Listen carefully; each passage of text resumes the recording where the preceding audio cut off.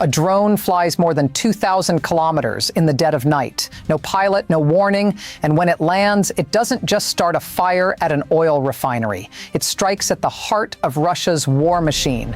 This is the story of what happened today in Tyumen and why it matters far beyond the flames. Today is July 25th, 2026, and once again, Russia is on fire. Literally.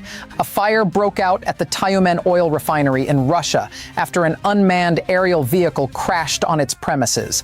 Regional Governor Alexander Moore confirmed the attack, saying emergency services were on the scene and that he was personally monitoring the situation. This is not a random incident. This is not an accident. This is the latest strike in one of the most ambitious and consequential drone campaigns in modern warfare. And today we are going to break it all down. The attack, the refinery, the strategy, and what it could mean for Russia, Ukraine, and even you here in America.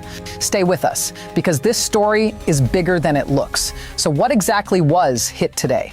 The Tyumen oil refinery, known as Tempo, is a subsidiary of the Moscow-based company RI Invest and is one of Russia's largest independent oil refineries, located in the industrial zone of the city of Tyumen near the Antipino housing estate. And here's what makes this location remarkable.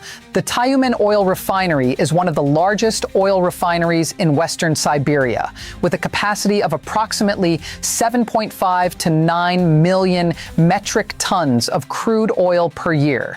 The facility produces diesel fuel, gasoline, and other petroleum products. In other words, this is not a small target. This is a critical piece of Russia's industrial backbone, deep inside Siberia.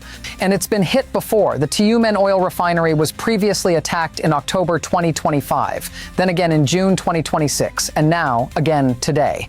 Russia's independent media outlet Astra, citing sources in Tyumen, reported that at least 2 explosions were heard and air defense systems were activated. Smoke was seen rising above the refinery, although one of the visible plumes reportedly came from the facility's flare stack, which is designed to safely burn flammable gases.